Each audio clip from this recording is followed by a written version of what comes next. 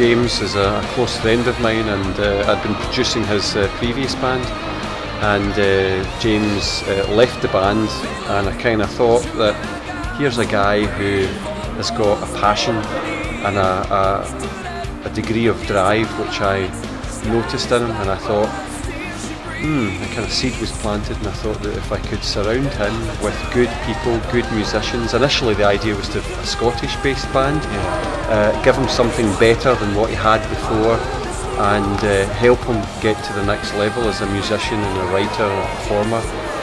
And that was the seed, so it was a case of me pulling in a lot of contacts that I had, guitar players, singers, drummers, everything, and that's how it happened. It was a process that took maybe a month to 2 months, and we went through a couple of guitar players, and we checked out a few singers until we got the lineup that it is today.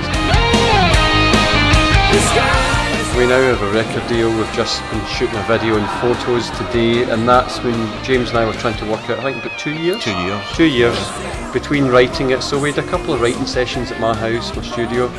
Here to Heaven was the first. We wrote Here to Heaven. It was a very therapeutic song for James, because it was a case of saying, right, he was really depressed about the situation with his band, and I said, don't worry about it, we're going to go from where we are here, and we're going to aim for heaven.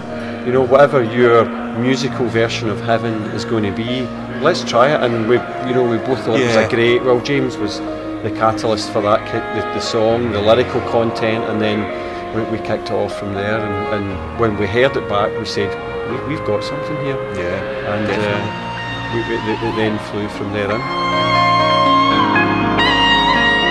I think what we did is try and write it from scratch, I beg your pardon. We wrote it from scratch. We wrote Here to Heaven first of all, Witches of November. As we were going along, I said, listen, I've got some songs which I've written for Eden's Curse. I haven't used them for various reasons, but I think they fit the theme of what we were doing.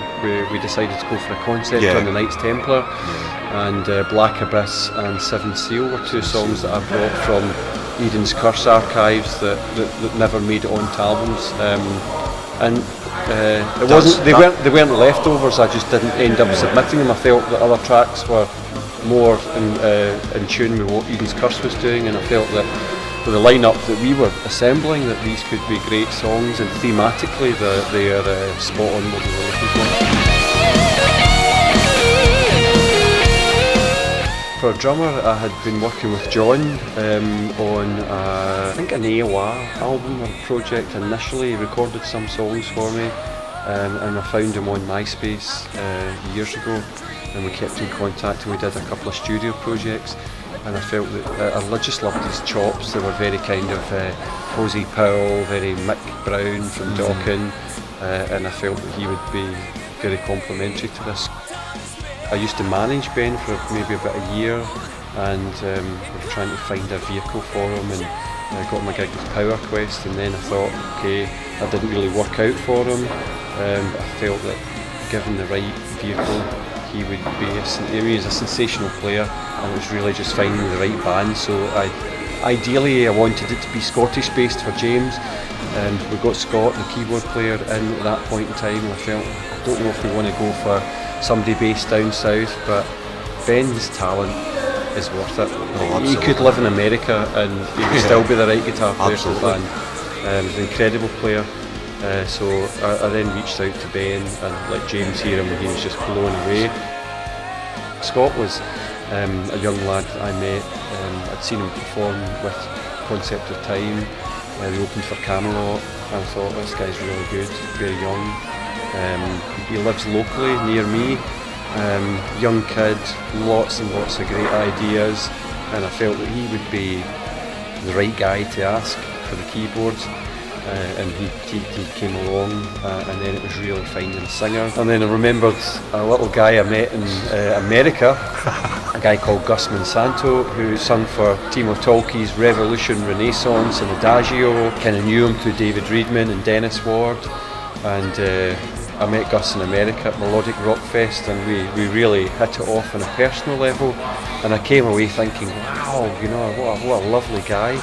And I think I emailed Gus maybe a couple of weeks later and I said, I've got something that may interest you. And he said, what have you got? And we sent over one of the early demos, and Gus is like, yeah, this is good. I'm interested in singing, and that's the lineup. I think it's a very positive record.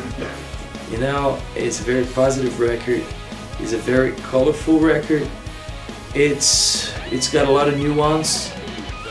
I think if people like hard rock, if they like heavy metal, if they like melodic music, if they like nice melodies, nice hooks, I think it's like they came to the right place.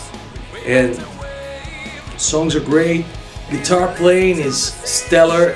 You know, it's not me who played the guitar, so I can, but I'm a guitar player, so I can say I was really impressed, you know, by Ben Randall from the moment I was listening to the first demos. I'm like, wow, you know, he's a kid and he's got a very distinct, very particular sound, and you know, I love what he's doing. And I think that plus the songs, plus the vocals, plus the melodies, I mean, we try to accomplish, you know, a full package. And when the band start running,